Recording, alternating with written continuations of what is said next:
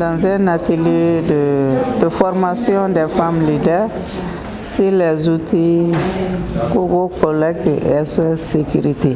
Il s'agit des points focaux du réseau des femmes leaders qui sont venus de toutes les régions du Mali et du district de Bamako.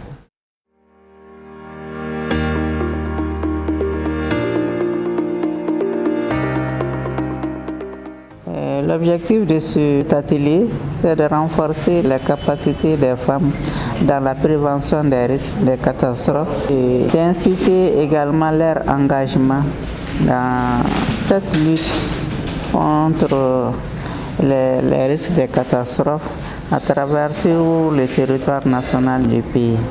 Et à travers cette formation, nous souhaitons engager une dynamique populaire dans le domaine de l'alerte précoce et la remontée de l'information dans le cadre du projet Hydromètre.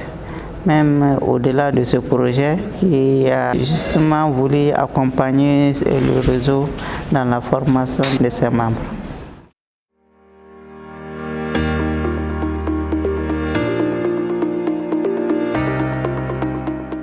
L'application SOS Sécurité, c'est une application qui a été vraiment vulgarisée par Hydromètre et mise en disposition de la Direction générale de la protection civile.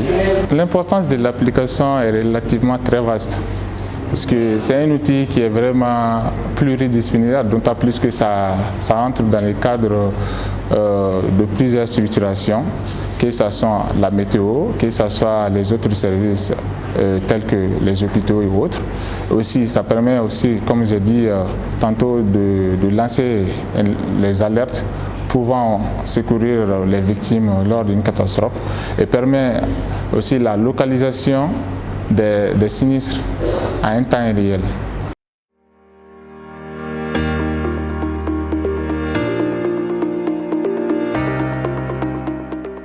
L'application Kobo Collect est une plateforme qui résulte de la collaboration entre l'Université de Washington et OCHA à la base, qui a été mise à disposition des humanitaires et qui est préconisée, qui est une forte recommandation de la banque dans le cadre du suivi des activités à distance. Et nous l'utilisons dans le cadre de toutes les activités du projet pour pouvoir remonter les données, pouvoir les collecter, les traiter et pouvoir renseigner, n'est-ce pas, les indicateurs qui ont été préalablement définis. L'unité de coordination du projet a plusieurs formulaires déployés sur la plateforme Kobo Toolbox.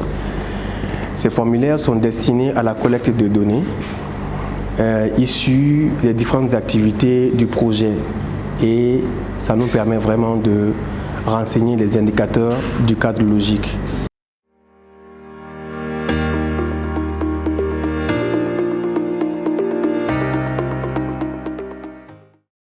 Pour nous, il s'agit de trouver le plus grand nombre de femmes parce que l'objectif visé, c'est de permettre aux femmes de participer mieux dans la prise de décision dans le domaine des risques de catastrophes.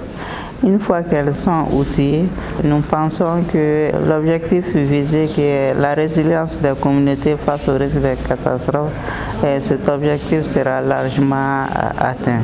Donc nous recommandons fortement aux décideurs, notamment la Direction générale de la protection civile qui est en charge de ce domaine-là, de continuer à renforcer les femmes. Donc nous avons un noyau qui est là, qui sont formés, mais au-delà, nous voulons que plusieurs autres femmes soient formées sur ces outils-là, Kobo Collect et SOS Sécurité. C'est vrai que nous allons demander à chaque femme participante de faire la restitution à la base pour permettre à d'autres d'installer ces applications sur leur téléphone, mais toujours il serait bon qu'on ait un accompagnement pour en tout cas renforcer la dynamique.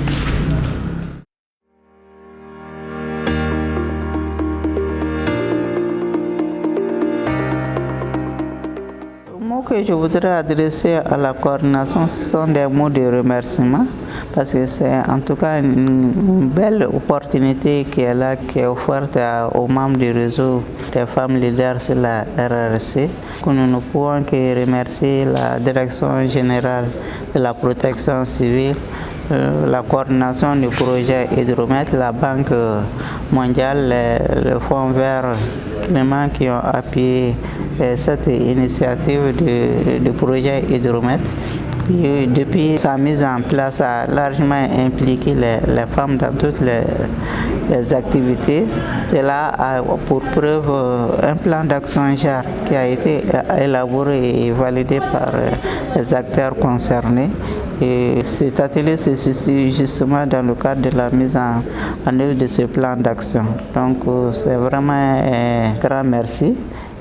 Parce que ce réseau de femmes, c'est une première, je pourrais dire, en Afrique de l'Ouest. Et nous pensons que l'accompagnement va toujours pour permettre aux régions qui n'ont pas encore eu leur coordination régionale d'installer ces coordinations régionales dans toutes les régions et que le processus de renforcement de capacités puisse continuer pour que les femmes soient réellement impliquées dans la prise de décision en matière de réduction des risques de catastrophe.